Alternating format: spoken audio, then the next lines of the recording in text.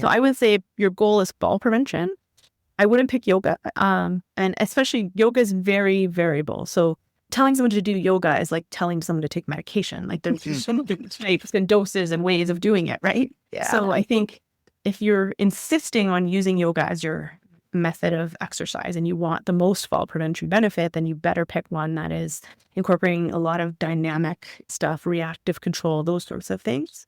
But it wouldn't be my first choice as a fall prevention. I'm Laurel Beversdorf, strength and conditioning coach. And I'm Dr. Sarah Court, physical therapist. For too long, women have been sidelined in strength training. Oh, you mean handed pink dumbbells and told to sculpt? Whatever that means, we're here to change that with tools, evidence, and ideas that center women's needs and voices. Welcome to the conversation. Welcome to the Movement Logic podcast. I'm Laurel Beversdorf, and I'm here with my co-host, Dr. Sarah Court. What's up? What is up? Things are good, generally speaking. This is a completely personal thing, but I don't know if other people struggle with this, but I've been working on not being late. Do you ever struggle with that? No, but never. So, for example, when I used to work at the clinic that I used to work at, it's about 7 minutes from my house. You would think I would never be late, but because it was so close, I was always coming like screeching in with like 30 seconds to spare. And it would definitely, the clinic owner did not appreciate it. And so I'm working on like, not the problem happens in the before where I'm trying to figure out how much time I need to get to where I'm going. Right. And I always underestimate it, or I estimate it correctly, but then I just get super involved, faffing around with something unrelated that I shouldn't have started working on, that took too much time. And then by the time I actually leave, I'm know that I'm going to be late. So I'm now trying to not do that and leave like an appropriate amount of time to get somewhere, but I don't know how to gauge it. And so far when I've done it, I've showed up places like half an hour early because I don't know where the actual middle ground is. So that's what I'm working on lately. You're just going to get more and more accurate the more and more attempts you make. So I believe in you. I think you can do it. Thank you. I in the last year have started setting alarms in my phone.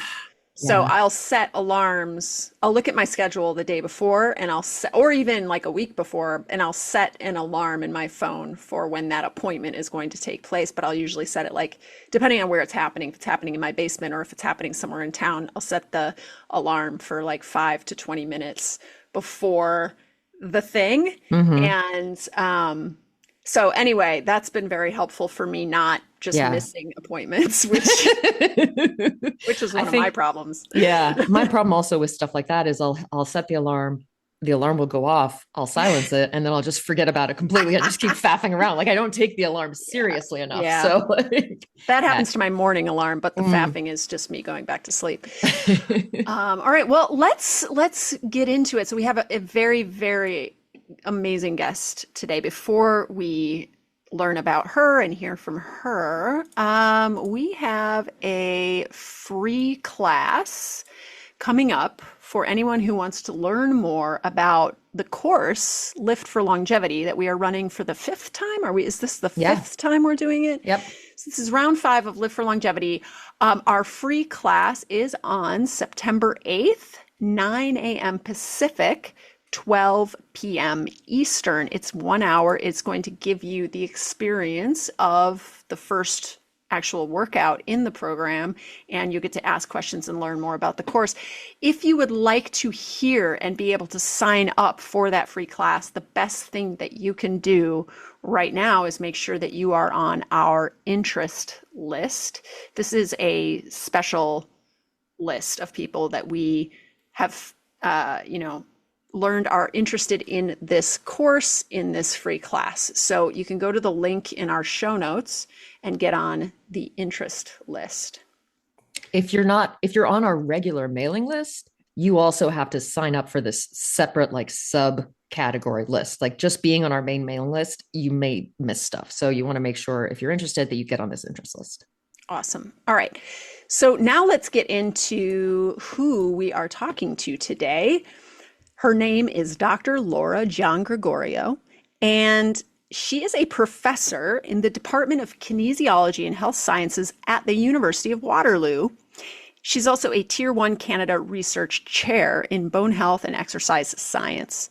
She earned her PhD from McMaster University, and her work spans osteoporosis and bone health, clinical exercise physiology, aging, clinical trials, and knowledge translation. And you are going to hear in this interview that she is an exceptionally good science communicator.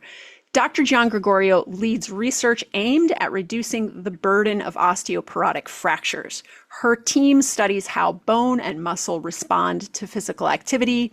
It investigates exercise interventions for people at high risk of fracture, and it works to translate that research into practical recommendations for clinicians, exercise professionals, and the public. She also has collaborated with Osteoporosis Canada on initiatives including Bone Fit and the Too Fit to Fracture exercise and physical activity recommendations. So today we get to talk with her about what exercise can and cannot do for bone, how we should think about resistance and impact training, and why building bone density is only one part of reducing fracture risk. Sarah, we have already spoken with her. We have. So spoiler alert. It's one of those, where time ceases to have meaning kind of situations with podcasting. So anyway, not to give any spoilers, but this was probably one of our best interviews because it was fully on the sort of seed topic of this entire podcast, right? Which is bone density. And we got like the foremost expert in this area. We got to ask her all of our questions and some questions from Instagram. And I just thought it was like a treasure trove, a very dense delivery, but very clear delivery of a lot of information that I don't think we've ever packaged so thoroughly into one single episode. What do you think? Yeah, no, I mean, she's an incredible, as you said, science communicator in the sense that she can take these topics that are very often dry and dense and hard to parse and understand, like, what do they actually mean? Like, what are these studies actually showing us? She's very good at taking that and explaining it in language that we can all understand. And we were just joking before how she is such a science communicator and such a researcher that she won't make those sort of very certain this is the answer statements that you often hear on social media from people who are trying to get you to buy something. And her language is always filled with sort of maybes and shoulds and might and cans, and this is what we're seeing, and it looks like this is happening. And I was joking with Laurel before this that I kind of aspire to that level of accuracy, right, in my science communication, because there's never a claim that isn't actually evidence-based. And so as a result, there's not a lot of really strong claims going on. There's a lot of this is what the evidence seems to suggest, which is the most accurate way that you can talk about it. Yeah. It just doesn't make for a great reel on Instagram, but virtually every declarative statement is qualified by several more caveat-esque type statements. Yeah. But that's really what responsible science communication looks like, because science is not it's not set in stone. It's not black and white. It's not about necessarily even answers or the truth. It's about, as she said in the episode, getting closer to approaching the truth, right? Getting closer to it. We're very excited for you to hear from Dr. Lora Giangregorio.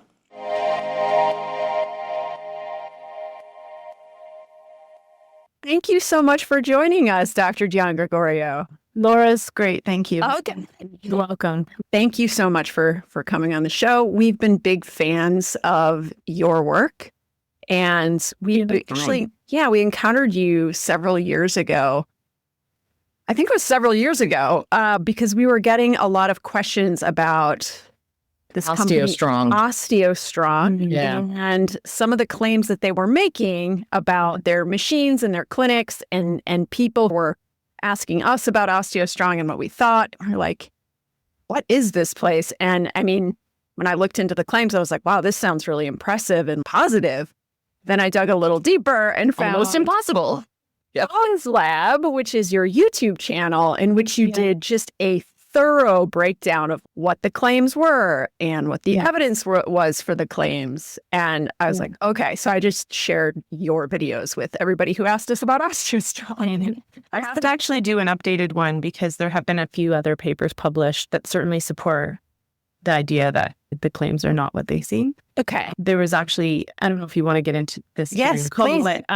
So there was actually a Greek study that was published that the research reporting didn't meet typical standards and didn't meet the journal's own standards, because they do say you have to meet these standards to be published. Like, it's a reporting guideline that you have to meet.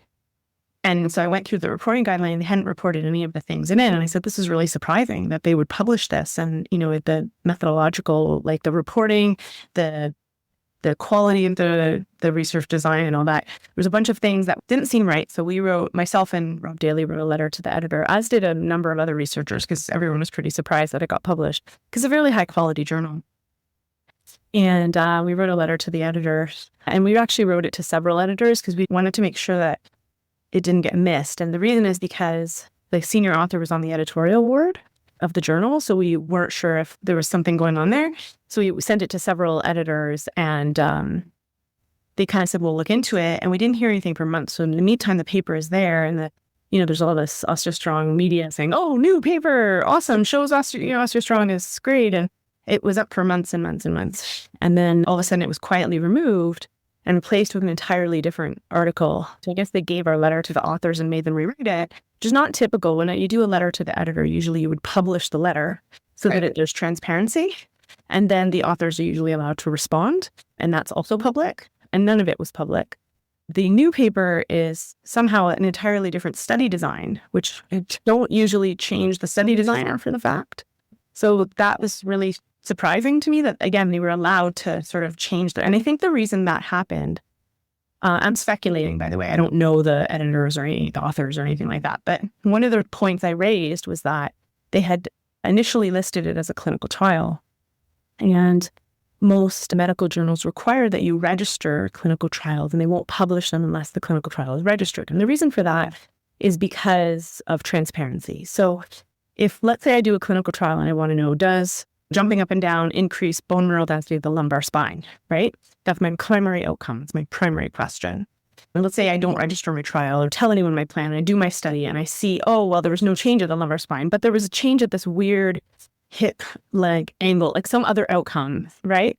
I can actually just write a paper and say, oh, look, it changed the hip and not mention the lumbar spine at all, right? So I can kind of change my focus because the results didn't align with my narrative. Right. So the idea of registering is you kind of say, this is my plan in advance, so that you can't change the analysis or change the plan after to align with your hypotheses or your narrative. So they didn't register their trial, or at least I couldn't find a clinical trial registration. So I raised that with the editor. I'm like, there's no registration here, right? It's not listed in the methods. I can't find one anywhere.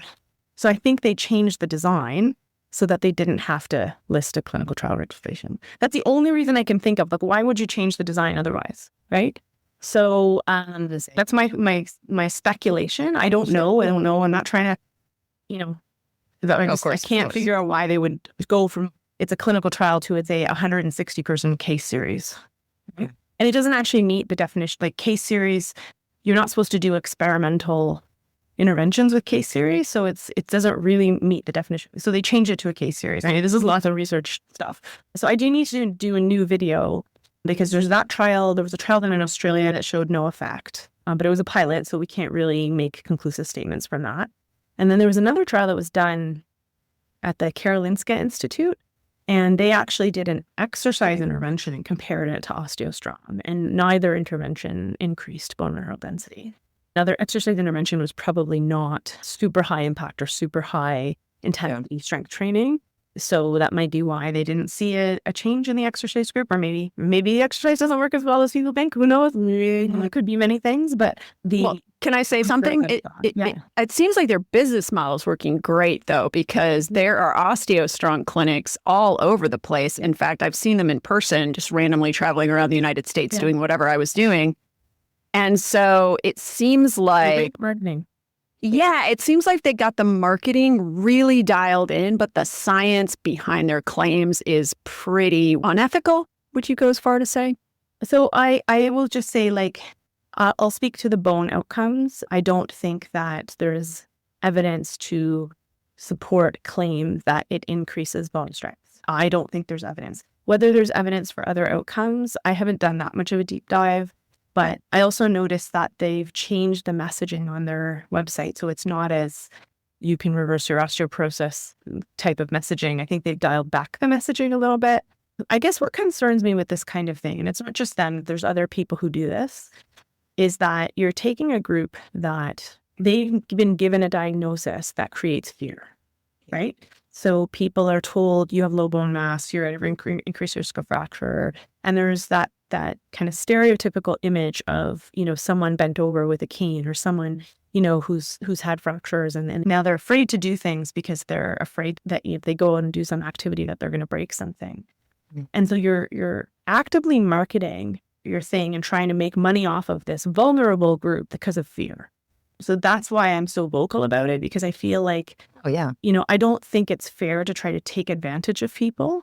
And I'm not suggesting that they're doing that, by the way. I'm just saying that that's the end result, is if you're saying this is going to increase your bone density, this is going to reverse your osteoporosis, to a group that it's a very attractive message to a group that has a lot of fear. And then they're going to spend their money on it. So it's, to me, a concern, because you then better know that it's actually true if you're going to do that. So that's my opinion. If you're making that claim, then you should have like moderate to high certainty evidence that that's actually true. And there's other companies that are doing that as well. It's not just that are marketing to that audience. I'm not suggesting like they're intentionally doing unethical behavior. I think they probably believe their intervention works based on their perception of the evidence that exists. So I'm not saying they're intentionally trying to be unethical. I personally think that you need to have a bit more confidence in the evidence before you try to make those claims. Well, I do know that they are intentionally trying to make a profit. So sometimes trying to make a profit. Sometimes, what is the quote from Upton Sinclair? It's difficult to convince a man that he is, wrong, or he is being, inaccurate in his claims if his profit margin depends on, the things that he's saying being true or something. I mean, I totally butchered that, but I think what we're looking at here, if we're charitable, is that they are making claims with a high level of certainty that have low to no evidence behind them, because they are a for-profit company and certainty sells. I just wanted to say also, we've seen sort of this expansion online, certainly in the muscle and bone, and people who are interested in exercise, of people, pointing at a study and being like, this is proof. And this is such a classic example of that, where, a typical OsteoStrong potential customer is unlikely to have the research wherewithal to be able to go into the studies, actually look at them, actually, contradict what OsteoStrong is claiming that they say, and say, actually, no, I don't think this is true. So that's the part that makes me so frustrated with stuff like this, where, because people are being encouraged, which is the right thing to do. People are being encouraged to pay attention to evidence, but evidence is getting thrown around a little bit like, look, here's some evidence. Here's some other evidence over here. Here's some more evidence. And people don't understand the difference, I think, sometimes between, based on the message that the person pointing at the evidence is saying. I think it's very hard to know, without having at least some sort of scientific background, whether or not this evidence actually says what they're claiming it says.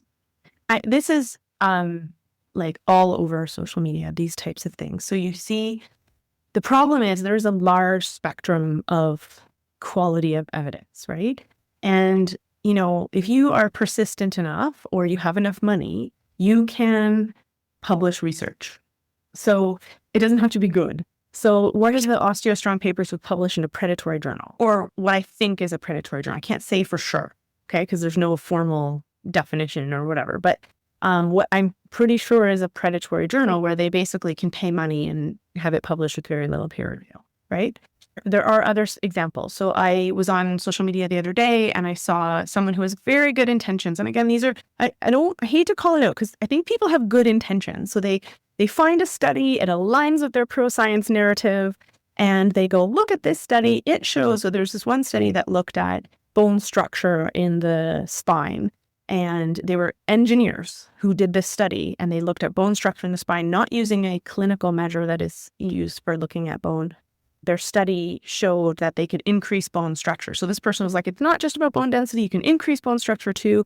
And this study shows it, and this is what it said, and these are the exercises they did. Now all of a sudden we're going, okay, you should do these exercises from this study because of this evidence. And the problem is, this was a study that was published in an engineering journal, not a medical journal. And it didn't therefore probably get the same scrutiny because like people who are peer reviewing for that journal aren't going to understand clinical trial design and the types of things you need to do. So there was like over 40% attrition rate in this study, like over 40% of people dropped out. The sample size was very small. It was not well designed. Like I would not use that study to make inferences. So I'm not suggesting we shouldn't promote exercise, but like that's not the study you want to use. And you shouldn't then go, oh, by the way, you should do the exact exercises from this study. And oh, by the way, I'm selling a jumping program. You can come inside my program that I'm selling. So I get it. Like you're trying to promote science communication. I think that the intentions are good, but now you're selling something and you're selling something based on evidence that is not very good. And that troubles me. And it seems to me like this is the new thing. There's exercise personal trainers and even exercise physiologists and other people who are positioning themselves as science communicators, but they don't actually understand how to read science. Right on. All right. We're going to get into it. Okay. We had to talk about OsteoStrong for a bit because that was the way we learned about you. But here's a question for you. Can women still build bone during and after menopause? Or are we mostly just trying to prevent bone loss? It's a hard question to answer. So during menopause, during the menopause transition, so this is like a little bit before, a little bit after, women or females will lose bone, right? That's a hormonal thing. And I don't think you can entirely prevent that with exercise. So that's number one. So I think that, you can have good intentions and take your calcium and your vitamin D and all that stuff. I don't think you can completely prevent that loss because it's not a lack of loading that's causing that loss, right? It's a hormonal change, right? And the thing though is that the amount of bone people lose is quite variable. And we don't know exactly why some people lose more bone than others, right? Then there's the whole, like, where are you starting? Are you starting with a T-score of 0? Or are you starting with a T-score of -1? Because that may also influence how much you can build and all the different things that influence bone turnover. There's a lot of different things. So every person kind of has a different cocktail of hormones and starting level of bone density and genetics and all these things. And so you're going to have variability in where they start, and you're going to have variability in their response what happens during menopause. And then probably you're going to have variability in their response to exercise. There's not one answer. Like I can't say yes, for sure, all women can, have huge increases in bone density or can prevent the loss. I do know that there are studies, mostly either done premenopausal or postmenopausal, not that many in the transition phase, that show that you can have small between group differences. So when you compare the control group to the intervention group, there is people who do strength and impact training combined. Usually that's the interventions that they do, will have a higher bone density than the people who don't. In some studies, that manifests as a prevention of loss. And in some studies, it manifests as the exercise group increased a little bit and the control group lost a little bit. And so that's your between group difference, right? So that's what happened in Live More, right? So the exercise group saw a small increase in bone mineral density and the control group saw a small decrease in bone density. And the difference between the groups was statistically significant. And I think you see that in other studies as well. And I think that difference also depends on the type of exercise. So I think in some studies, you might see more of an increase, and in other studies, it might be more of a prevention of loss. And then there are studies that show no benefit as well, right? So there's quite a variable response, and we need to tease out why that is. I think some of it is based on, baseline variability. So I'll give you a good example. We're doing a strength training study right now. We had a woman in our study who is in the high intensity strength training group. And I know for a fact that she experienced a large drop in bone density. And that's because she had underlying hypoparathyroidism that was not treated. And so you're going to have this variability, and this is normal. And this is going to happen. And that's the other reason why I struggle when we have these really small trials, because the small trials tend to have the keenest of keen and the healthiest of healthy people. And so you don't necessarily see some of this more variability that you would see in the general population. Also, some of them will exclude people for various reasons. So they might go, oh, well, we shouldn't include that person because they have this parathyroidism issue. And so all of a sudden, if you start picking and choosing who's allowed to be in your analyses, it can start to align very much with your pro-science narrative, right? What I'm trying to say, this is a really long answer, I'm so sorry. It's okay. Is that I think probably we can increase bone mass by a small amount with exercise, and or in some people, it might be more of a prevention of loss. And a lot of that depends on your baseline bone density and all the other things that influence your bone health. Cool. It does. I have a follow-up. How much of bone loss around midlife would you say is attributable to menopause versus to inactivity? I think you have both, and not just inactivity. Like I said, there's many, many things that influence bone strength, right?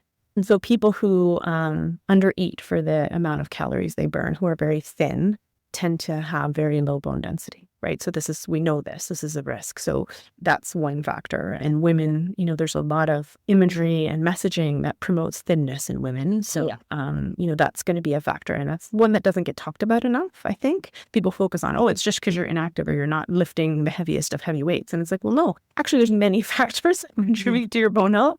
So people have celiac disease, people have rheumatoid arthritis, people have family history. These are all things that influence bone strength. But yes, that period around menopause, many females will lose bone, and it's quite variable. Then there's going to be the layer of age-related bone loss that everybody experiences, right? And so maybe you might be able to prevent some of that. And then there's all the other things, like if you have celiac disease, if you have prolonged periods of immobility, if you have other hormonal issues that influence bone, rheumatoid arthritis is another one because that's a risk factor for fractures. So if you have very low body weight, if you have a strong desire for thinness, or even in inadvertent undereating. So we see that a lot in athletes who burn a lot of calories, right? So cyclists, any endurance sport where you're burning a ton of calories, if you don't eat enough and you have a very thin physique, you could be actually affecting your bone strength. So many endurance athletes, they can experience relative energy deficiency in sport. And sometimes that's just inadvertent undereating, right? Mm-hmm. I don't think there's it's only hormones, it's only inactivity. It's all of these things. And the more things you have that cause bone loss, the more likely you will then slip into that range where you are now osteoporotic and at high risk.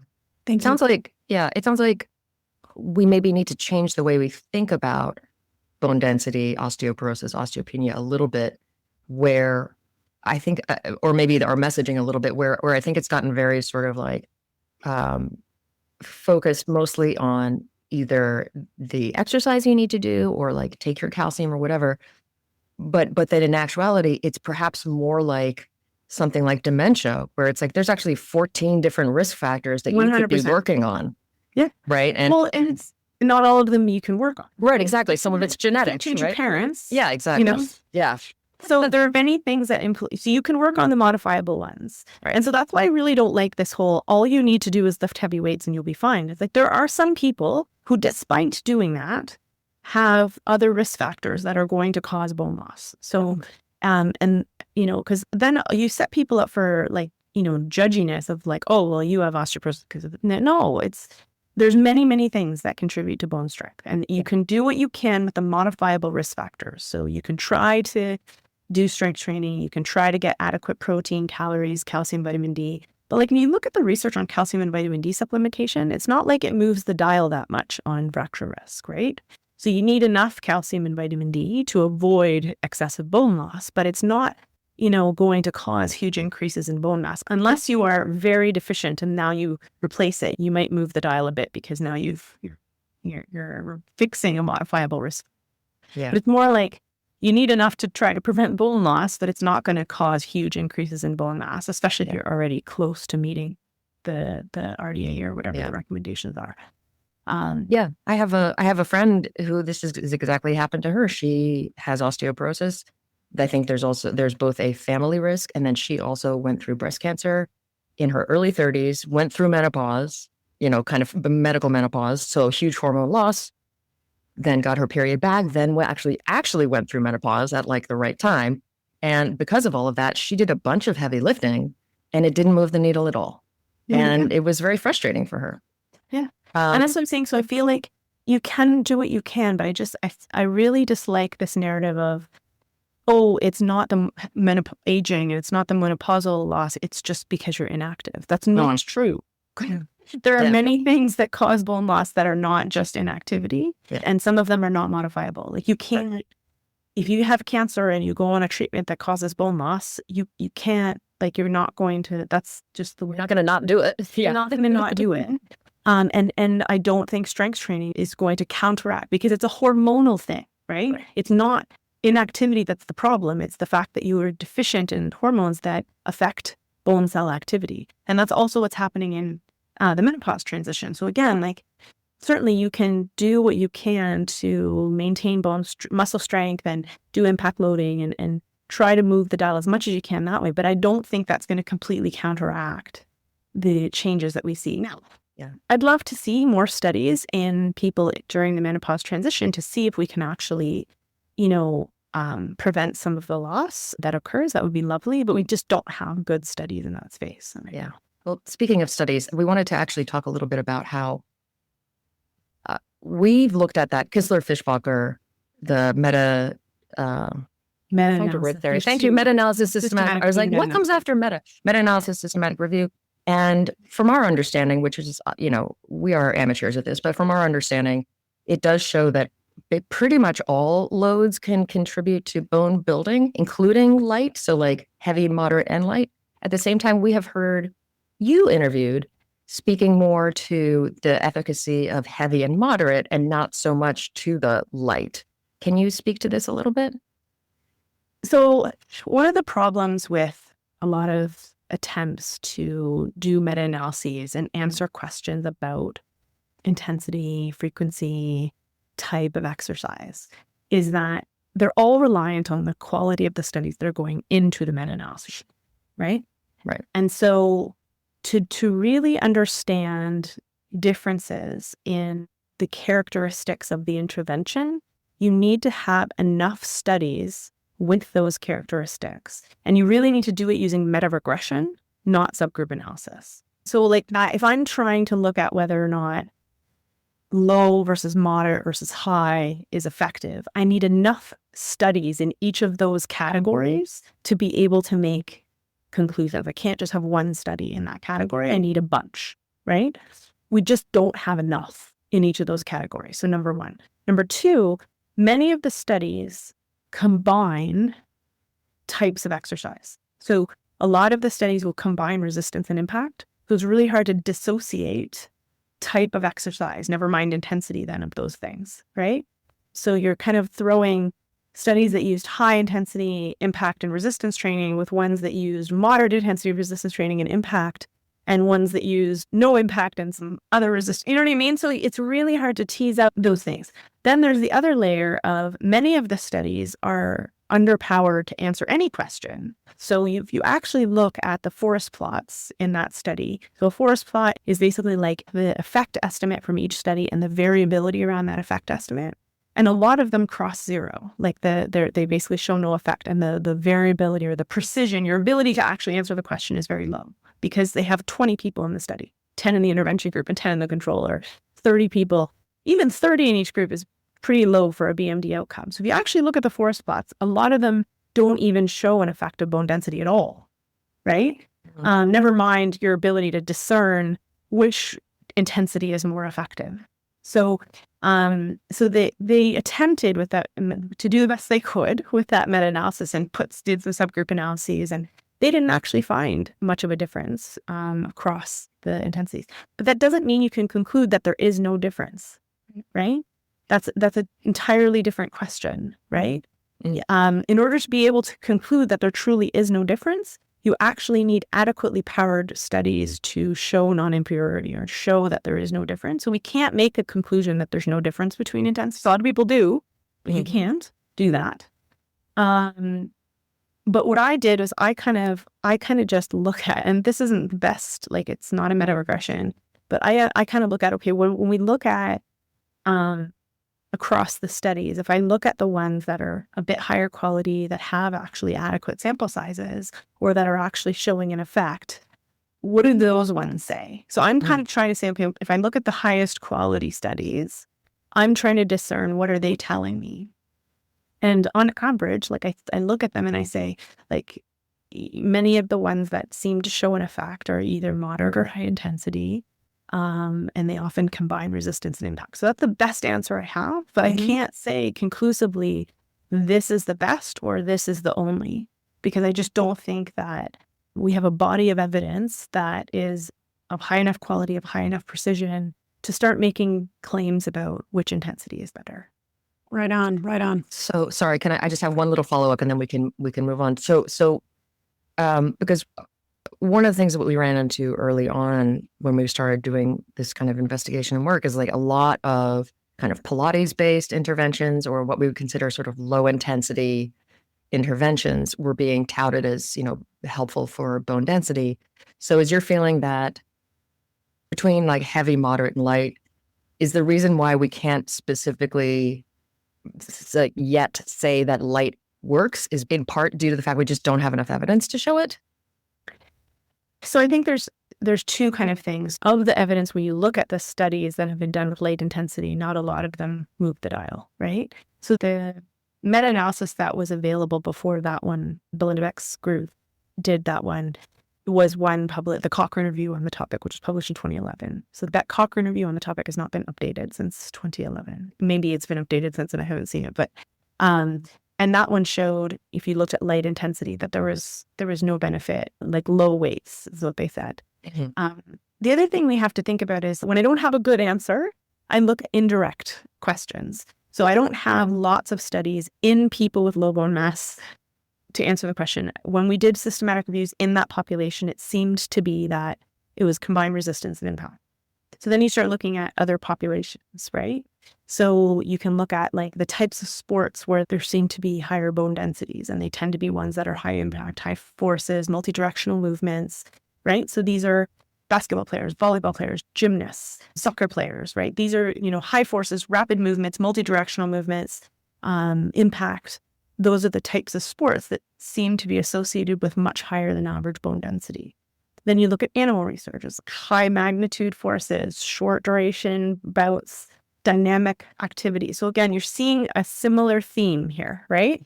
And so again, if you pull out the higher quality, larger sample size studies in meta-analyses, they tend to be combined resistance and impact on the moderate to high intensity. So I kind of look at the spectrum of evidence that we have, because we don't have a clinical trial or a meta-analysis that can answer the question.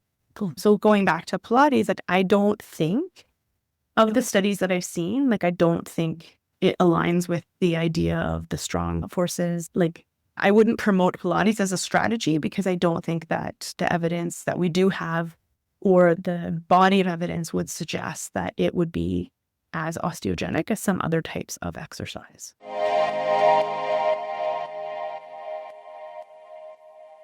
Sarah, in our course, Live for Longevity, why do we offer 2 live 1-hour classes every single week, led by you and led by me? That's a great question. And it's for a few reasons. First of all, I'm not aware of any programs available online that offer live classes really at all. Typically, it's like a PDF document of the program and some pre-recorded content, maybe some tutorials on how to do certain exercises. And then it's just really up to you to kind of put the whole thing together. And I think for a lot of people, that's where it all falls apart, because it's sort of like bringing the building materials to the building site, but then not actually building the building. Right. And so I think, I think really good. I think that's what happens. And so we're trying to address any sort of possible limiters for people The great thing with the live classes is that you get this incredible camaraderie. It's where we start to see that community of women who are, for the most part, 40s, 50s, 60s, 70s, just regular folks who understand that getting stronger is important and who understand that a big part of getting stronger is actually developing consistency. And so I think that having these 2 live classes a week acts as a reminder of, I do my workout twice a week. You also get the recordings. So if the times of those classes don't work for you, you can still follow along. But probably the most important that women are getting out of this, which I haven't even mentioned yet, is the live coaching. Either Laurel or myself is teaching the class. And so we're looking at what you're doing and we're giving you feedback on your form in real time. Yeah, you can see us and we can see you, and you can also see all the other students who have their cameras on. So it feels like you're in a group with people because you are. I want to add, there's something really powerful about a container of time when it comes to behavior change. Knowing that you are scheduled to show up to a class twice a week influences your behavior because it is making it possibly more likely that you will actually do the thing because it's scheduled, because it's happening. And then there's the container of 6 months, which is that this is a process that begins and ends with us over the course of 6 months. And so you know starting out that you're in the beginning of a process in which you will be guided over the course of 6 months, and you will end very differently than you began. You will end with much more knowledge, much more strength, much more skill, many more friends, right? And that power of the container of time drives those behaviors that ultimately lead to those changes. But I think the time element of this, the live class component of it, the fact that it creates a time in which you're supposed to be somewhere twice a week doing something with a group of people is hugely, hugely important. And if you don't make every live class, that's okay. You still have that draw, that reminder, that thing that's going to keep you on track, as opposed to courses that are DIY where, like you said, you bring the materials, but you don't actually build the building. It's just sitting in your computer, right, waiting for you to do something with it, you know? I used to work at a clinic in Santa Monica, and there was a Pilates studio that I really liked that was sort of on my way home. And so I would purposefully book and pay for a class at the end of the day so that on my way home, I would go to that class. Yes. It's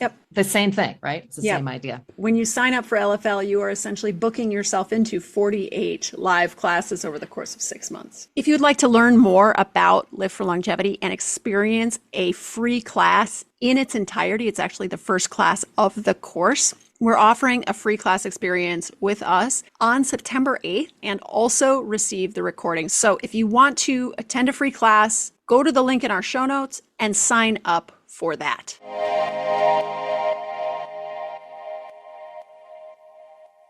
Cool. How do we know impact training is beneficial to build bone? I've heard you say already that the highest quality trials include both strength training and impact training, but how much of that is impact? How much of it is strength? And then I've heard you say that athletes who engage in higher impact sports have or tend to have higher bone density. I often wonder about survival bias there, which is that were they athletes in these high impact sports because they already had pretty strong bones and fractures did not take them out of the sport? So how do we actually know that impact training is beneficial for building bone given these questions? Yeah, so it's really hard to separate out, like, is it the impact training or is it the resistance training? Because like I said, a lot of the studies that have looked at bone combine them, right? So there's not as many that just look at one or just look at the other. So it is really hard to say, you know, can you just do impact training or can you just do resistance training? But again, when we look at animal research, it's higher magnitude forces. And so even in the athletes, so gymnasts, but like soccer players are not super high impact in the sense that they're not like jumping up and down, but they have multi-directional movements and really rapid movements. And so I would imagine the forces are quite high and it's dynamic and in multiple directions. So I can't say for sure, like only impact or only resistance based on what we have. And so that's why we tend to promote both of them. Do you think it's a good bet to try to cover both bases if you're able exactly. to? Okay. Yeah. Well, also like, I think also like impact exercise, because inevitably when you're doing impact, you're often doing quick movements, right? Because you're jumping up and jumping down and jumping in different directions or whatever. And that's also good for agility. right? And it's good for like, if I need to make a quick movement, I want to preserve my ability to do that, right? I want to preserve my ability to jump off of something if I need to escape or like, so, or make a quick movement. So I think there's many reasons why that type of training is beneficial. And it's not just for increasing your bone density. So I think a bit more like, what are the abilities I want to preserve? Like, I'm 50 years old, right? So I'm thinking, okay, I'm on this now end of the spectrum. What abilities do I want to preserve as I move into, the later stages of midlife and older age? I want to still be able to jump. I want to still be able to, sprint for the bus or whatever it is, right? Like, I want to preserve those abilities. And so I think doing training that involves multi-directional movements, higher impact, high forces is important for living. So I like to kind of get people off the focus of must do everything to preserve bone density. Yeah. I'm a bone health researcher. I want to preserve bone density, but I also want to think about holistically, what am I training for? What do I want in this life? And design a program for those things as well. Cool. We polled our audience on Instagram and asked them for questions they would have for you. Fun. And someone asked, do we know what training frequency is best for bones? So how many times per week should we be strength training? How many times per week should we be engaging in impact training? Yeah, so there's no magic answer. Like, I can't point to a study and says this study says that this frequency is best. I will say that in research studies, the choice of frequency is often based on feasibility rather than on like, what people think is actually effective. Like, we just ran a trial and we wanted to do it 3 times a week, and we realized it wouldn't be feasible. Both from a cost perspective, it's really expensive to do supervised exercise 3 times a week and 300 people, or how many ever we had. And then the other thing is, when you take people who've never strength trained before, trying to drag and drop a 4 times a week strength training program is going to be a challenge, right? So I would rather people start strength training than not do it at all. So I think that the choice in resistance training trials is often twice a week because it's feasible to do. Some of them will do 3 times a week, or they'll do like 2 in person and 1 at home or whatever it is, right? I don't think there's an ideal frequency. I think that you have to also think about what your goals are. So, if you really are trying to build strength or build muscle size, whatever it is, it's sometimes easier to hit a higher volume of exercise if you split your workouts, for example. So like, if you do, instead of doing twice a week full body, to do that well and actually be at the right intensity, you can't do a lot of exercises, right? Like, so you might get 5, 6, maybe 8 exercises in an hour, hour and a half if you're training your whole body once a week. And then you're going to end up having to compromise. Like, you're not going to be able to do the impact and the whatever. You know what I mean? So if I'm strength training twice a week and I'm doing a full body program, if I'm working hard, I don't have the energy to do more than like 6. If I'm doing, say, 3 sets of each one, like 6 exercises, that's going to take you the better part of an hour.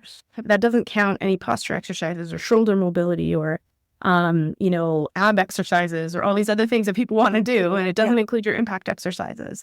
So I think the ideal frequency is dependent on what you think is realistic for your lifestyle, is what is aligned with your goals. So, for example, you want to run a marathon, you're going to have to train more than twice a week. Right? So if your goal is that, then you have to figure that out. And similarly, if you really want to build muscle strength, in order to have the energy and not be super fatigued, you may need to exercise more than twice a week and split your workouts so that you can target certain exercises on certain days, right? So, I tend to do a 2-day split just because that works for my lifestyle. Upper body on one day and lower body on another day. And then I can do more exercises for lower body, and I throw in impact exercises as well on that day, right?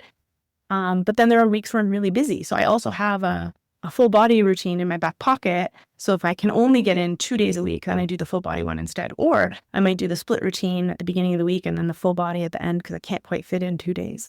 So I think the flexibility, the frequency that you exercise has to align with your goals. It has to align with what you can do.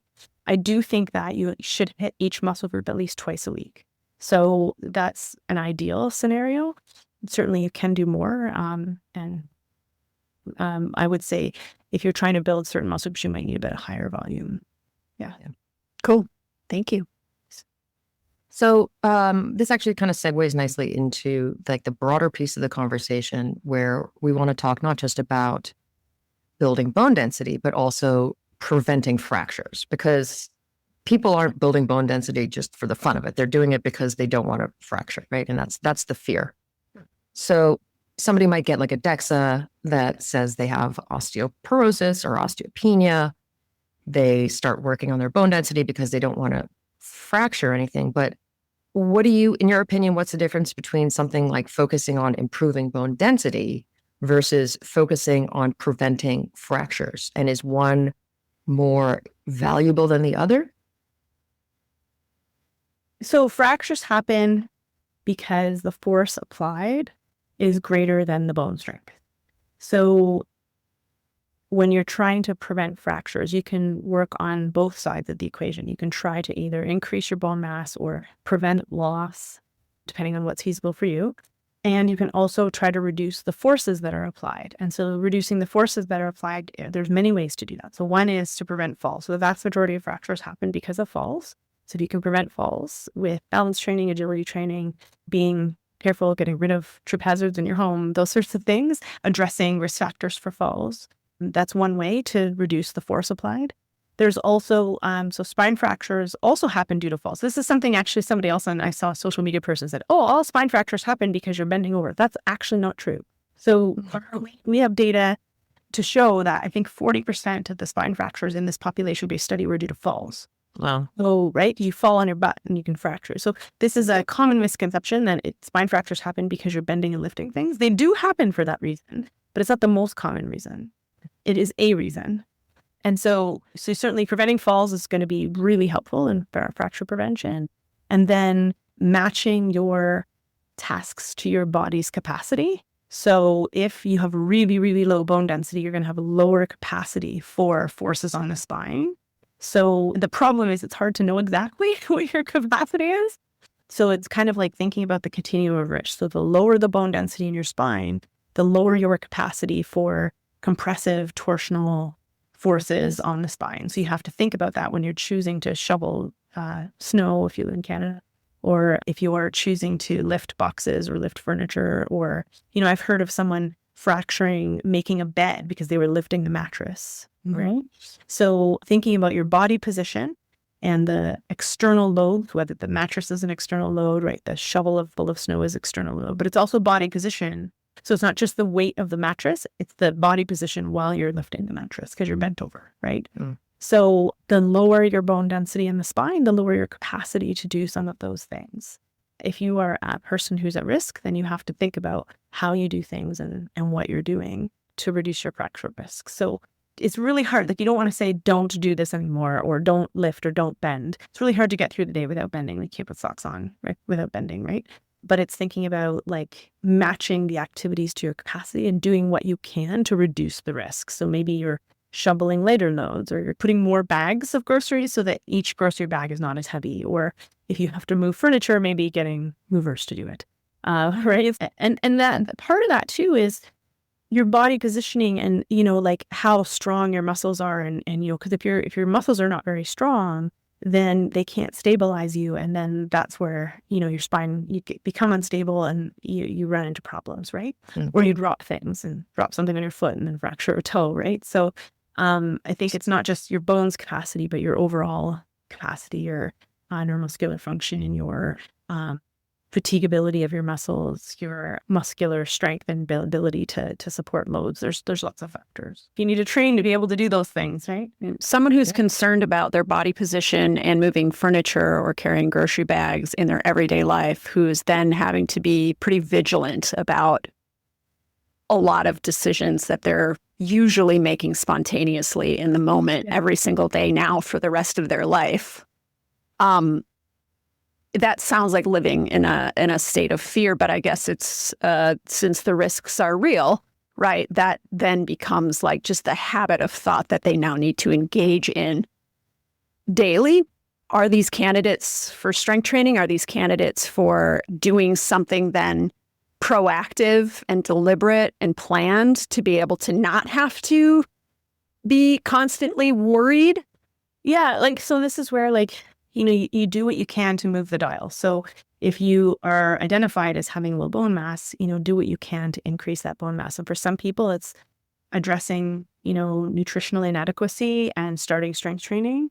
For some people, they benefit from medication. And I feel like people are really judgy about medication. Like, that's all, don't push the drugs and da-da-da. There are some people who really like some of those medications, especially the anabolics, can have substantial increases in bone mass and can move people out of that risk range.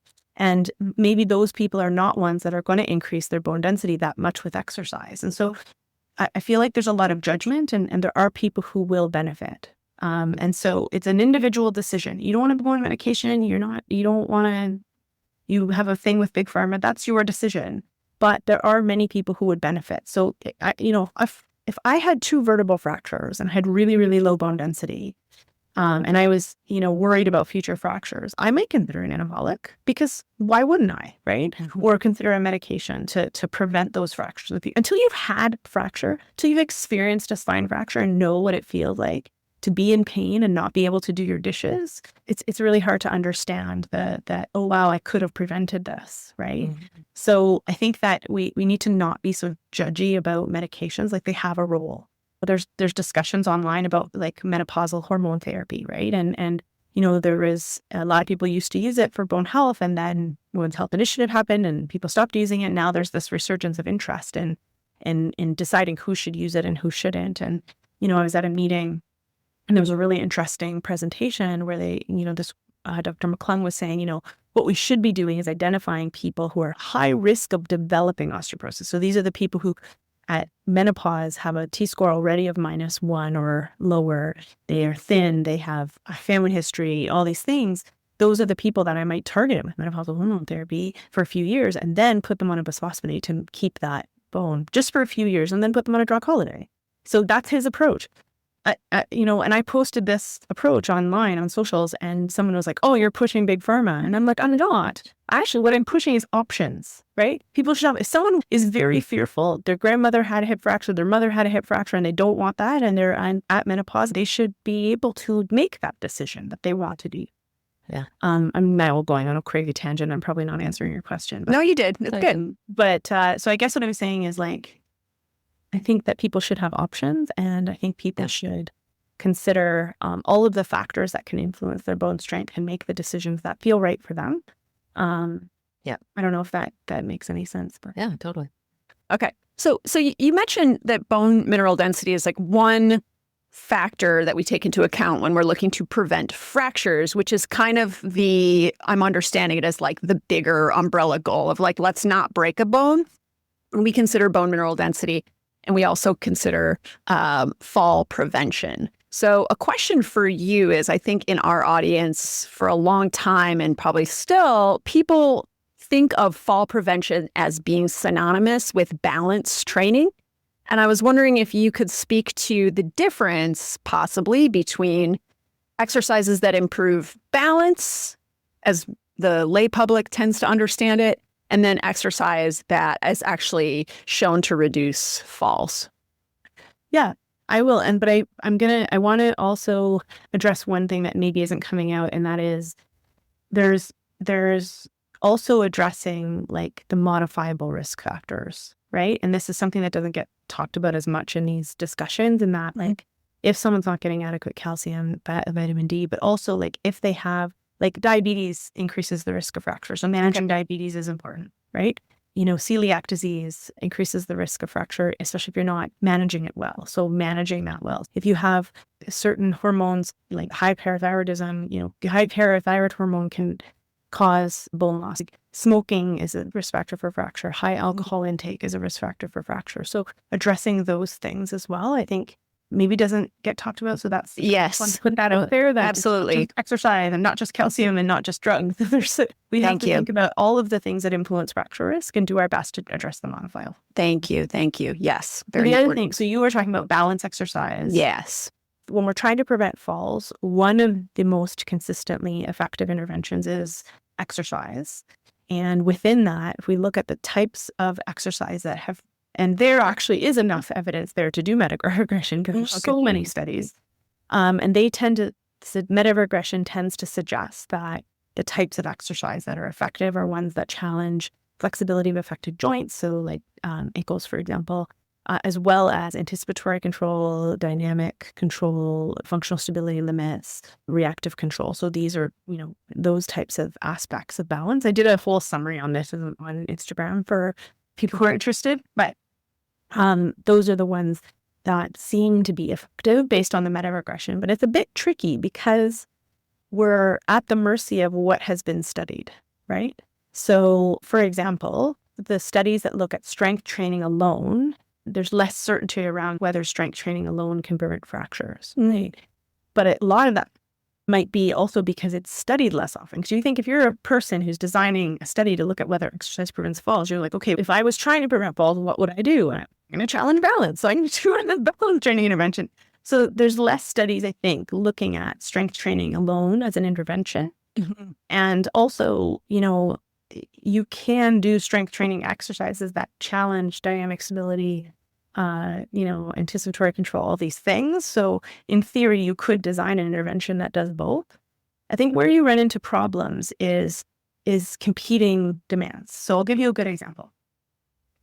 If I wanted to have someone do lunges as a strength training exercise, if their balance isn't very good, their balance is going to be the limiting factor. And they're not going to be able to lift heavy or do like full range or do it with good form. And so it's a great balance challenge for them, but it's not going to get them to fatigue or challenge their muscular strength that much. So they may not build a strength with that exercise. So a lot of people are like, oh, pick this exercise because it challenges both. But the problem is then you might compromise on your ability to achieve one goal versus the other, right? So I think that's an important distinction. And that's why I think it is important to have exercises in your program that specifically challenge the aspects of balance. And that's the focus. But then you should also have exercises that specifically challenge muscular strength. And that's the focus, right? So that's why I think you should do them separately, because that way you're not compromising. Right on. I think a lot of people in our audience are yoga teachers or former yoga teachers, and there is this message in the yoga world specifically from a certain yoga educational program, very predominantly, that yoga can prevent falls because it improves your balance. So when I ask about the difference between improving balance and reducing falls, I'm speaking specifically from the perspective of this claim that yoga, because you do a lot of balancing poses in yoga, it presumably, I would hope, makes people better at doing those poses. Therefore, they must have improved their balance, which now means that they're not going to fall, or they're less likely to fall because they have better balance. Can you speak to that difference between improving balance and then preventing falls? Yeah, so there's many ways to measure balance, and there's a learning effect, right? So if your way of measuring balance is standing on one foot, and you do yoga balance postures where you stand on one foot, you're going to get better because you're practicing, and then you're going to get better at that test. But I guarantee you that, well, I don't guarantee you, but I imagine that the improvement in reactive control may not necessarily be the same because you're not challenging reactive control. So it all depends on how you measure balance. Right? First of all.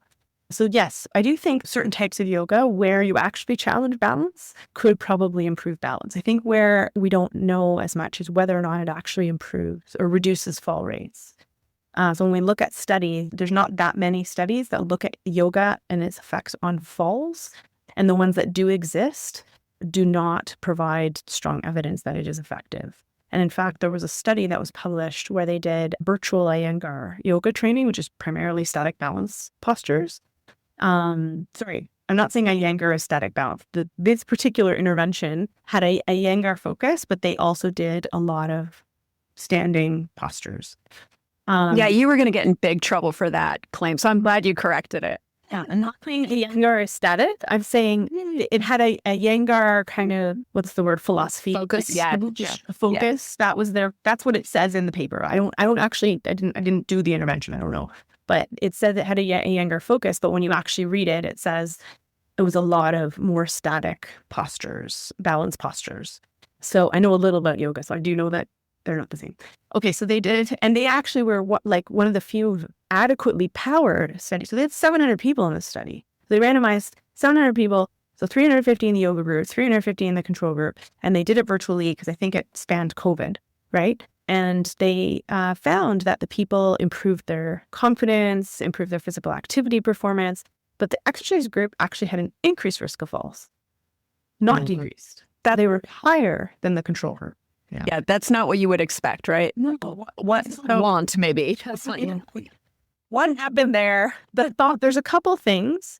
And by the way, the group that did this is an amazing group of researchers. Like if you want high quality research, like benchmark gold standard, right? This is probably some of the best falls researchers around. Like there's a lot of really great, I don't want to say one is better than the other, but there's, if I'm going to name the top 5 people, they're close to the top of that top 5.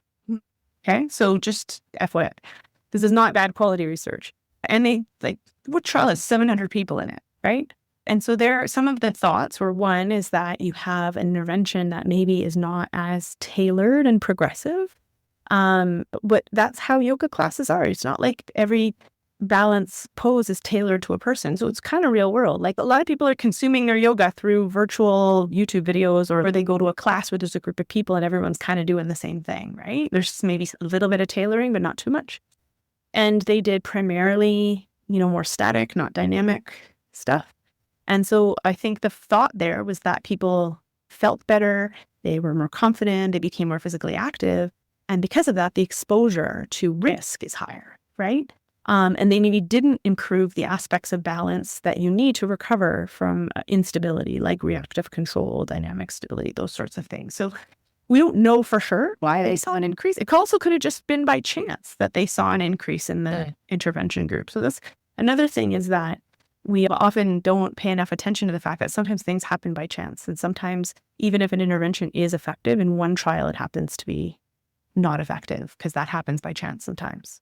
Especially in small trials, you get a lot of variability in what the effects are, and the negative trials are less likely to get published, right? Yeah. Right. So there's a bunch of things that contribute to why sometimes you see a benefit for something and not others. So it was a really great trial and really just shows the need to really think carefully about the types of interventions and doing the study rigorously to really help us understand what we know.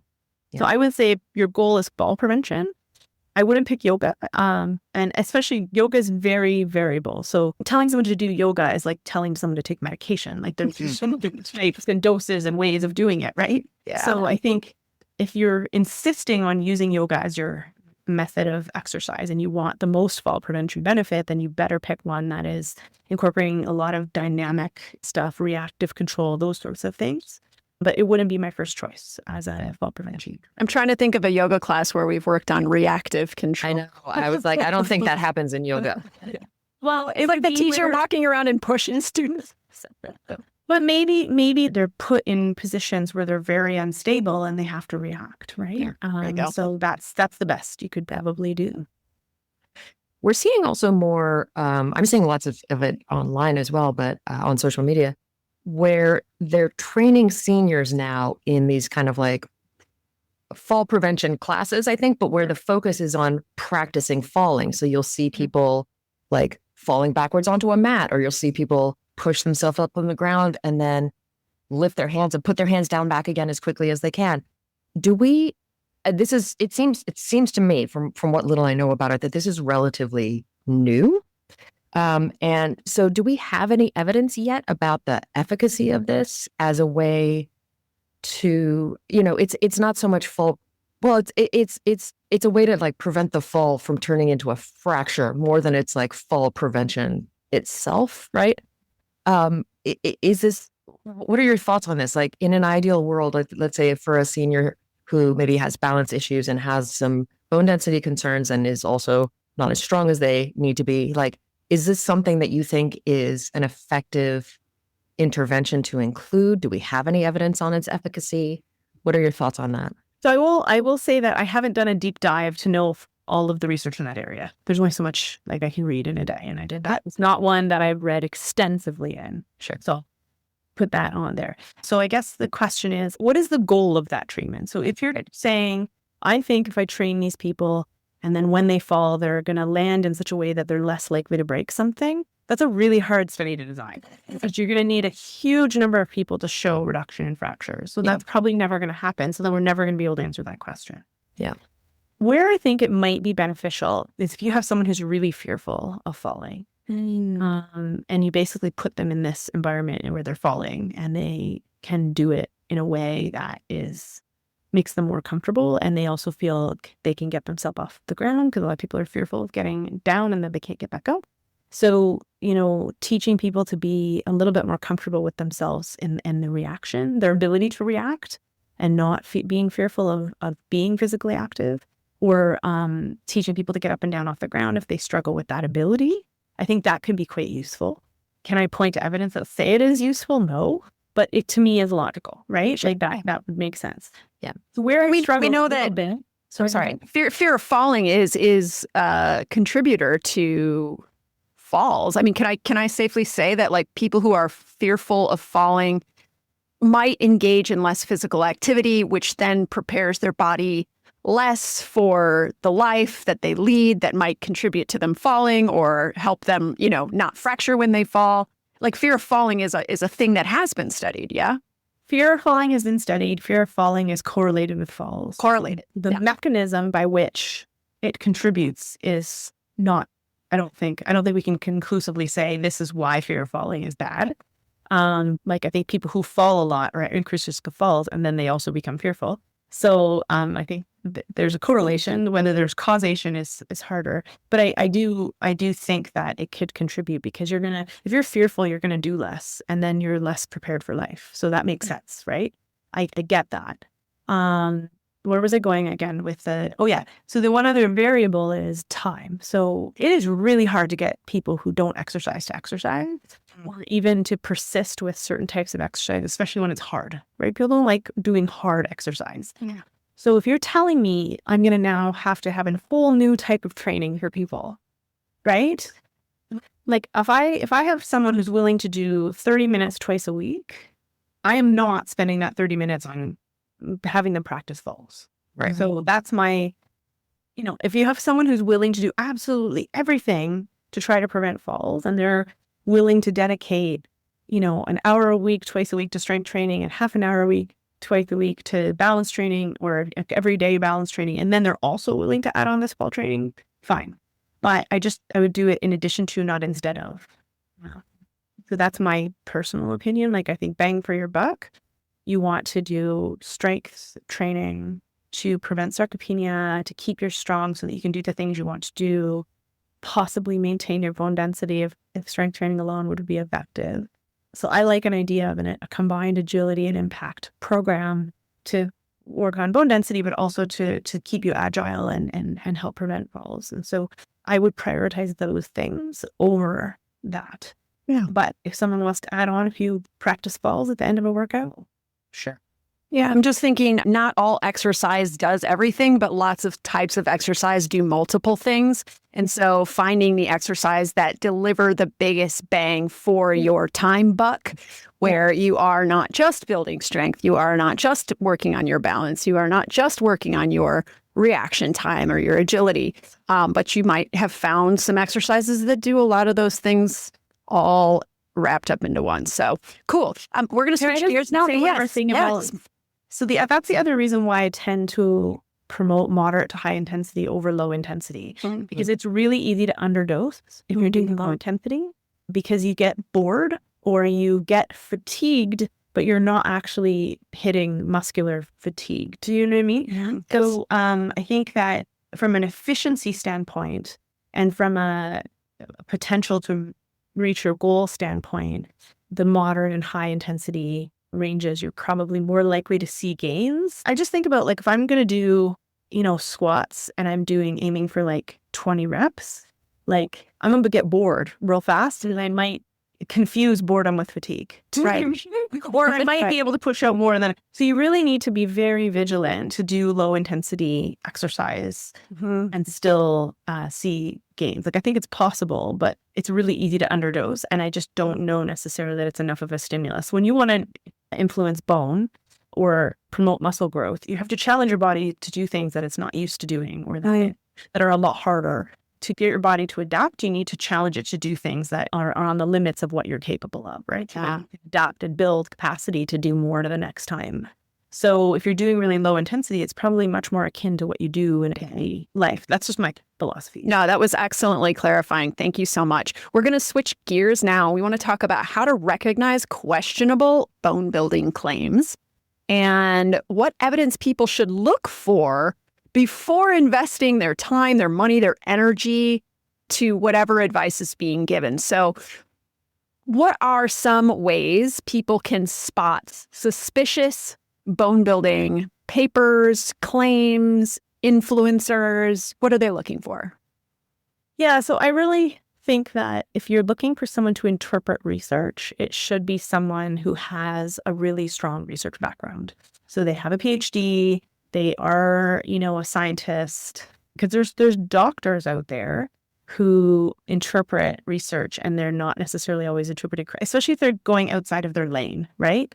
So like, I just deal with them all day long. We're very familiar with these doctors. Right. And so it's no shame. I was talking to endocrinologists at the meeting I was at last week. And they're like, yeah, like we don't know the exercise evidence. Right. So like they know all about, bone medications and all these different conditions of the endocrine system. And like, you don't see me talking about how to manage diabetes, like online with medication, because it's not my lane. Right. So you want to make sure that they're a person who is a scientist or former scientist. If they're interpreting evidence, anyone can go on PubMed and read an abstract and then use that for an Instagram reel. Right. Like, it doesn't mean they actually understand how to evaluate whether or not that's good science, right? So that's number one. If you're looking for someone to interpret science, it has to be someone who knows how to do that. So that's number one. And then number two is the algorithm loves polarizing statements, or this is the best, or the only way to do, right? And so people will use that to get clicks and views and follows, right? So that there's a formula for this. So they will use that. And so if they're always using that, just be cautious, because scientists tend to use more nuanced language, right? They tend to be like, this may work. Or science suggests. I'm thinking back to when you said, I can guarantee you. And then in the same breath, you were like, wait. I didn't do that. Let me go back. Like in this interview. Yeah. So scientists tend to use more nuanced language, because the reality is that, and we can get all philosophical, but like sometimes there isn't just one truth, right? Or there's, we can try to approach the truth or understand what we think is the truth, but it's really hard to know the truth, because in any given study, aspects of variability can skew the truth a little bit. And that's when we look for replication. We look for having multiple studies showing the same thing, even when they study it slightly differently, or it's in a different population or whatever. That gives us more confidence. So what gives us confidence is when you see multiple studies in an area, when you see that there's been high quality studies in an area and they still say the same thing, those sorts of things. That's what gives us confidence. So inevitably, a scientist will tend to be a little bit less polarizing, a little bit less certain when they say things, because they know that the next study could change their mind, right? Because the next study might be better, more rigorous, or better powered, or designed in such a way that it gives us a closer approximation to the answer. So we tend to be a bit more nuanced in the way but doesn't get views on Instagram. If people are starting to make claims like that, then, you can take it with a grain of salt. Look for people who have experience interpreting science. I don't know. And that they try to have a bit more of a balance in their perspective. And then also, are they selling something? So that would be the other thing, right? And so inevitably, people who are using socials to promote messages or to convince you of claims, is it because they're selling something and that aligns with their pro-product narrative, right? So if that's the case, then I would look for independent verification that that's actually true. And sometimes they pay influencers to say things. So, Tony Robbins is on the OsteoStrong advisory board. It used to be, right? So like, you have people who are advocating for products, but they're not scientists. So they don't know, they can't interpret the science. So I just kind of look at who the voices are and what the message is. Yeah, it's unfortunate because there's so much misinformation. Like every single day when I scroll, I'm like, yeah, that's not right or whatever, right? Like, or quite right, maybe. Like it's not. And so it's not often with good intentions. I'm not trying to say like everybody is evil and trying to do things. I think they just maybe don't realize what they don't know. And I'm the same. There are lots of times where I might post something and it's not quite accurate, and someone might say, "Oh, you didn't quite get that right," and then I'll try to correct it. But like everybody, has a certain amount of knowledge, and no one knows everything. Cool. Do you want to move to the rapid fire? Yeah. So we rapid fire maybe is a little strong of a term, but we have some sort of like shorter questions that we want to get your sort of like brief but concise take on. Ooh, concise is hard for me. Come on, let's do it. Good luck. It's your strength training. That's right. The video be ever in my favor. That's right. There we go. Weighted vests for bone health. No. Vibration plates for bone No. health. That yoga is all you need for bone health. No. The idea that Pilates is all you need for bone health. The idea that calcium is all you need for bone health. You need to get enough calcium, right? If you're deficient in calcium, that can cause problems. So you need to get enough. Yes. But The idea that all you need is calcium and and you you get it from food. You should get from. What about algae? What if you get it from algae? Oh no, dinky. If you can, because not everyone can. Sure. If you can get calcium from food, because there are risks of taking too much calcium, but the risks are often where they've done supplementation, right? So you can develop kidney stones, aortic calcification, a bunch of stuff. So, but those risks tend to be more likely when you're getting your calcium through supplements than when you're getting it through food. So it's ideal to get your calcium through food. So you use a calcium calculator, like the one on the Osteoporosis Canada website, to figure out how much calcium you're getting. And if you're getting enough on a regular basis, you want to do something about that. Yeah. But just getting enough calcium is not enough to prevent bone loss or recurrent fractures. Should postmenopausal women engage in sprint interval training for their bones? I don't know if sprinting maintains or increases bone mass in postmenopausal women because there's not a study that looks at that. But I think that if they enjoy sprint interval training, that they should do it if they enjoy it and it's safe for them and they've trained so that their body is conditioned to do that safely, right? Because if you just start sprint training without ever training for it, you can hurt yourself. But I wouldn't rely on only that for maintaining bone density. Yeah. Some of this, we have these are some questions also from Instagram, and there were a couple that were getting a little bit into the detail around jumping, so impact, and like wanting to know, are there most effective jumps for bone density? Should I be doing box jump if I can do them? Do we know enough about impact to be able to say this type of impact is better than that type of impact? So I think that if you ask me my opinion of what people should do, I can't like point to a specific study says this is the best. I think people need to start where they're at with impact training, first of all. So if they're not doing it, they shouldn't just start doing drop jumps, right? So on Instagram, I posted a 4-step approach, and on our website, I have like a blog that describes it in more detail. But the idea is like you want to first condition your muscles and joints, and more like muscles and tendons probably than joints per se, but to that type of loading. Because it often, when you're doing impact, it's often like plyometrics where you're generating forces really quickly or you're absorbing forces really quickly and you don't want to hurt yourself. So people, will start doing heel stops because they saw some menopause influencer doing heel stops and then they develop plantar fasciitis or fractures in their feet because their body is not ready for that, right?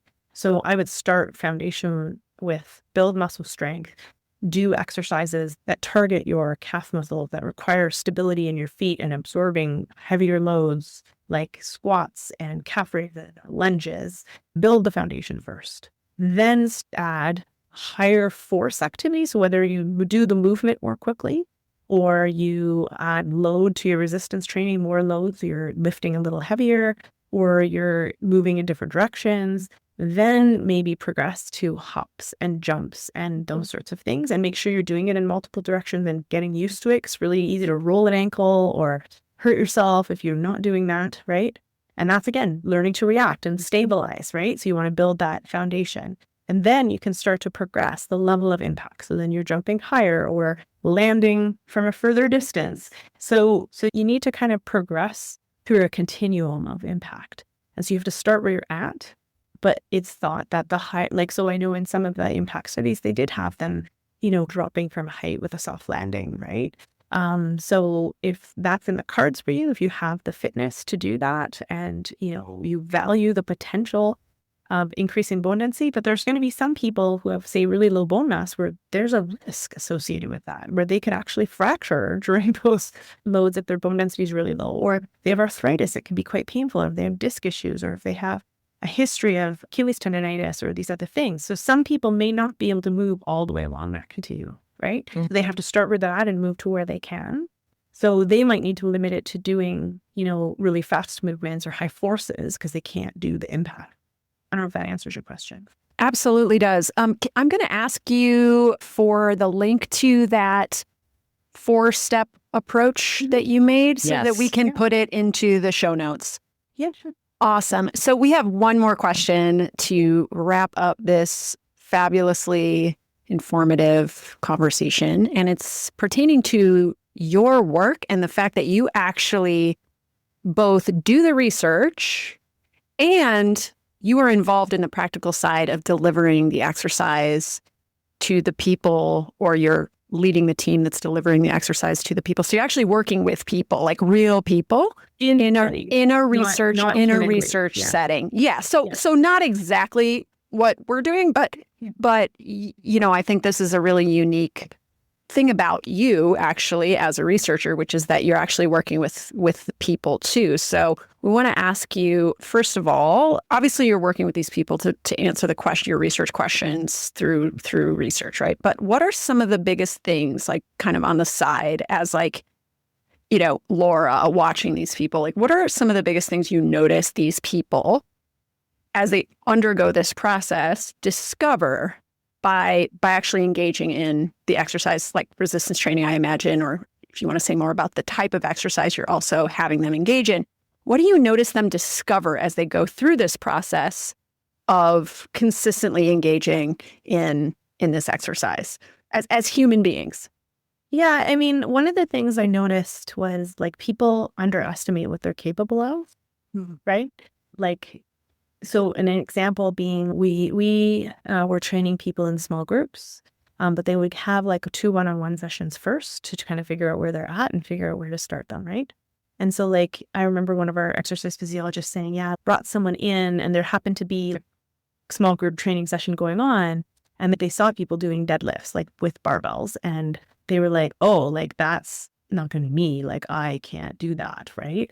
And months later they're doing it. And we did qualitative interviews with people after the study, and I did many of the interviews, and they would say like I didn't really realize that I could do that, right? So I think it addresses that fear, but it's like kind of slowly building capacity and working on it, and then realizing what you're actually capable of, and then challenging yourself. I think that was really fun to watch. The other thing that I observed is that there's not a one-size-fits-all approach to resistance training and balance training and impact training. So people will say, oh, this set of exercises was shown to improve bone density if you do it this way. The problem is there's some people who can't do it that way. So then you have to modify it, right? And so, then the question becomes, is it still effective if you modify it? So we had lots of people, for example, in our study who had arthritis. So we didn't exclude people. A lot of studies do that, right? They'll exclude people who have disc issues or prolapse or shoulder problems, right? For example, overhead presses are often recommended in different interventions. But the problem with an overhead press, if you want to do it properly, you need to be able to have the range of motion so that your arm is next to your ear, right? Essentially. Otherwise, you're pressing like way out here, right? So we actually didn't use overhead presses for that reason, because the vast majority of the people in our sample could not do an overhead press with good form. They were doing it out here. Some people think that's okay. I don't. I'm not comfortable with that. So we did landmine presses primarily, because that allows people to press in the range that they're able to do. It's not exact overhead axial loading. So maybe it won't be as effective. We'll find out. But, the same is true. A lot of people couldn't do barbell squats because they didn't have the range of motion to put their arms in this position, right? So we got a safety bar, which is a bar that has padding here and the handles are here so that they can squat and hold the handles here. Safety bar is heavy, right? Like it's heavier than Olympic bar. You actually have to train people to be able to get the safety bar on their back first, right? So we had a lot of those issues where people had range of motion issues that affected what exercise they could do, and we had to adapt them.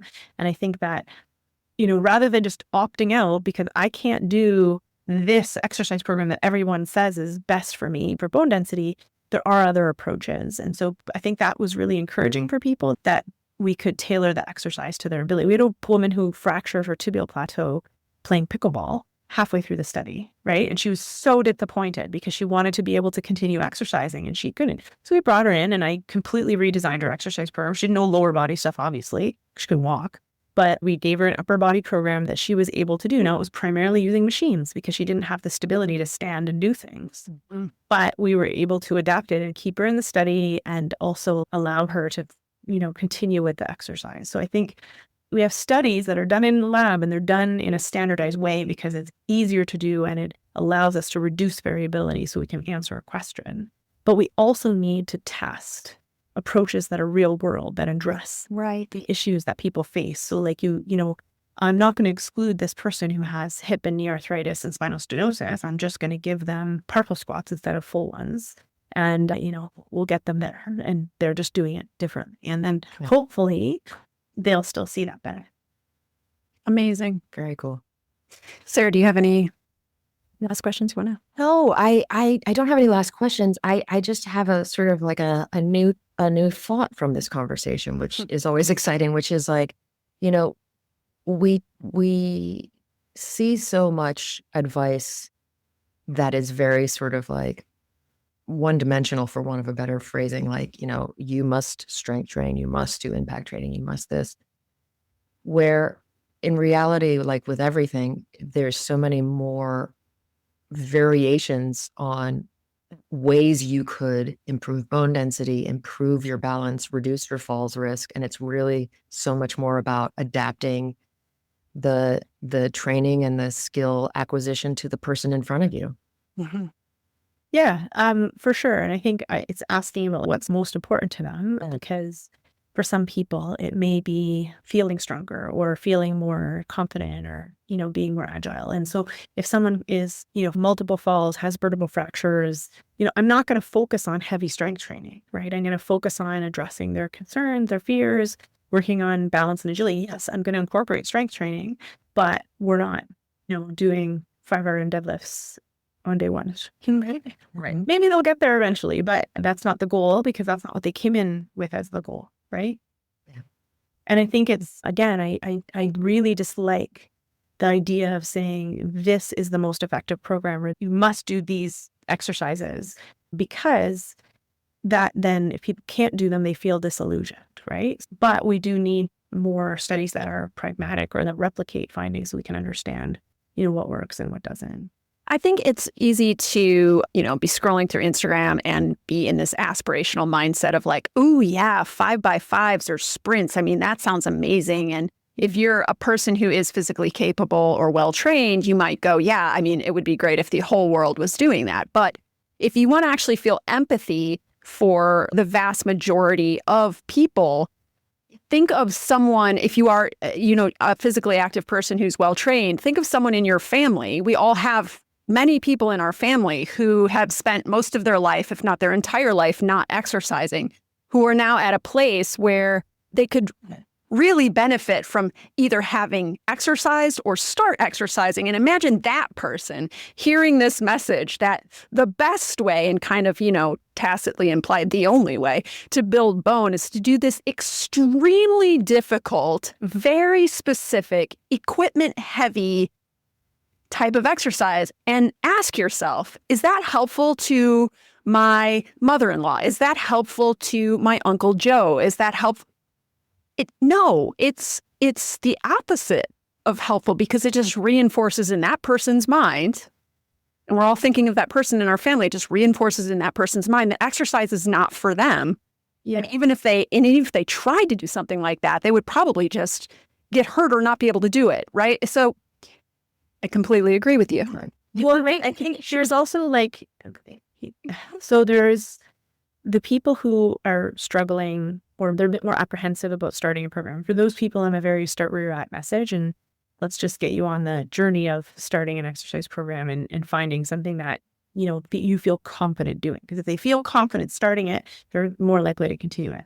There are those people, though, that either are fitter or they're very motivated and they want efficiency. They want to know, how can I make this efficient and still achieve my goals? And you want messaging that reaches those people too. So I don't necessarily think it's bad to say, you know, this is ideal, and this is how I would design it, or this is options. But you also have to have the messaging for these people. And I think it's just about being well-rounded in the way you approach things and the way you message things. So like if you ask me, like if you have someone who has never strength trained before, again, lots of fear, I'm like, let's get started. That's my message.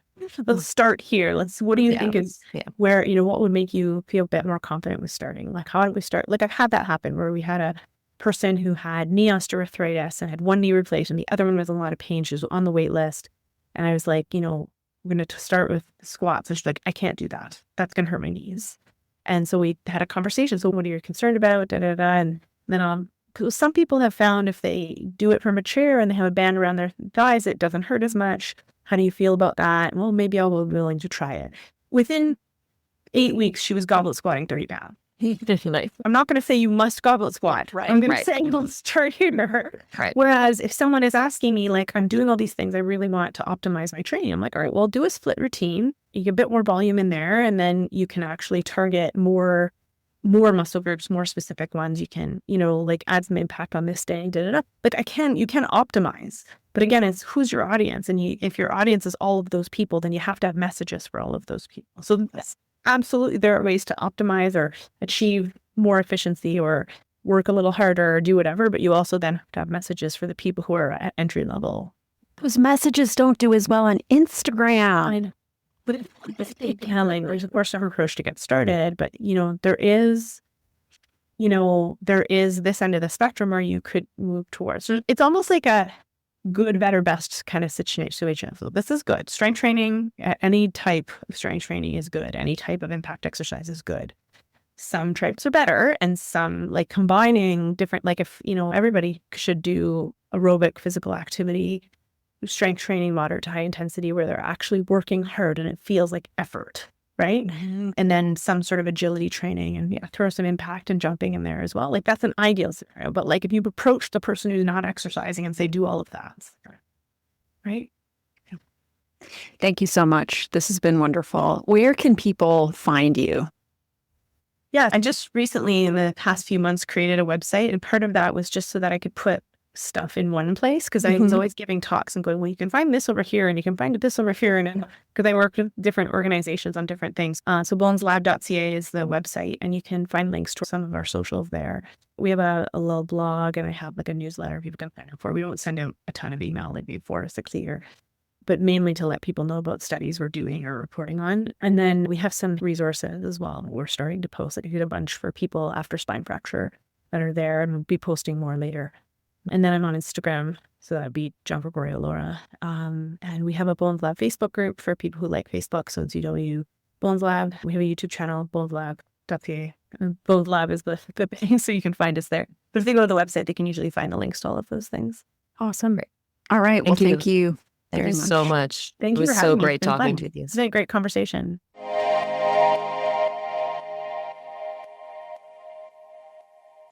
That was amazing. Yeah. She's amazing. I love her. I'm like, can we interview you every week?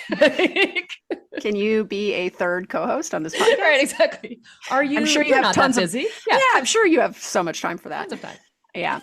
All right. Well, thank you everyone for joining us on this episode of the Movement Logic podcast. We will remind you that you can make sure that you hear about a free class coming up on September 8th by going to the link in our show notes and signing up for the interest list.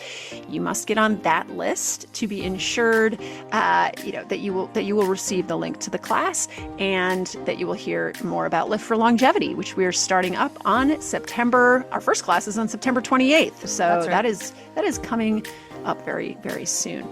Also, we appreciate it if you could leave a rating and a review. We got some great new positive reviews. Thank you so much to those of you who took the time to leave those. And that's it. That's all we have for you today. We will be back in your ear in 2 weeks.